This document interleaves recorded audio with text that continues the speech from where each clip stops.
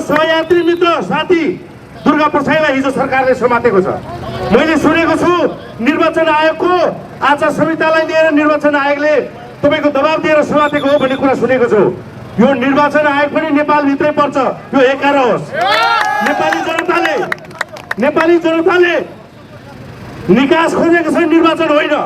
यो सन्देश त्यही दिन खोजेको छ। हजारौं युवाहरू राष्ट्रिय झण्डा सहित यो निर्वाचन तपाईको निकास होइन, यो विनाश हो भनिँदैछन्। यो किन भनिरहेको छन्? एकजना जनता पनि यदि यो निर्वाचनको विपक्षमा छन् भने त्यसको निकास दिन सक्नुपर्छ। त्यो मात्रै तपाईको जनप्रिय सरकार हुन्छ। यसमा ध्यान आकर्षण गराउन चाहन्छु म सुशीला कार्कीजीलाई। भित्रभित्र सेटिङ, कसैले सिआइएको सरकार भनेछ, कसैले रको सरकार भनेछ, कसैले चाइना, कसैले युरोपियन युनियन। यो देशमा नेपालको सरकार कहिले हुने हो? जहिले राजा आउँछन् तहिले मात्रै हुन्छ हो के साथीहरू? त्यसकारण कुनै पनि देशमा कुनै पनि घरमा घर चलाउन एउटा अभिभावक चाहिन्छ। यो राष्ट्रको अभिभावक भनेको राज संस्था हो।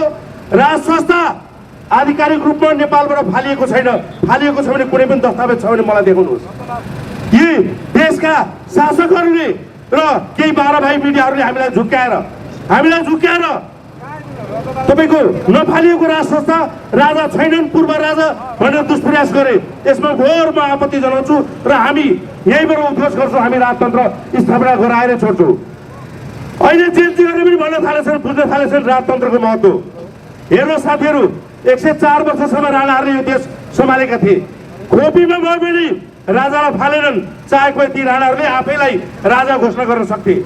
त्यस्तै बिपी कोइराला जसले प्रजातन्त्रको लागि लडे, लोकतन्त्रको लागि लडे, बिपी कोइरालालाई राजतन्त्रले भएको प्रधानमन्त्री पदमा सम्बोधन गर्दै अपदस्थ गरेर सुन्दर जन्म थुनेको थियो। त्यो बिपी कोइरालाले नफालेको राजा, त्यो बिपी कोइरालाले अँगालेको राजा, महेन्द्रले अँगालेको राजा, पछिल्लो अवस्थामा स्वागत नेपाल वा दुर्गा प्रसाईजी जस्तो गणतन्त्रवादीहरू बनेको राजा अहिले आएर घन्टेको नाममा चर्चको घन्टी हो कि मन्दिरको घन्टी हो कुनै खुलाइएको छैन। तर चुनावमा मात्रै मन्दिर धाएर ती नयाँ भनौँदा शक्तिहरू पनि यदि राजालाई बेलैमा सम्बोधन गरेर राजगद्दीमा राख्ने कोसिस गर्दैनन् भने प्रचण्ड ओली देउवा र तपाईँका गिर्जाहरूको जे हालत भयो नि, नेपाली जनताले त्योभन्दा बुढी हालत गर्नेछन्। त्यसैले तपाईँहरू सचिनुहोस्, नभए सकिन तयार हुनुहोस्।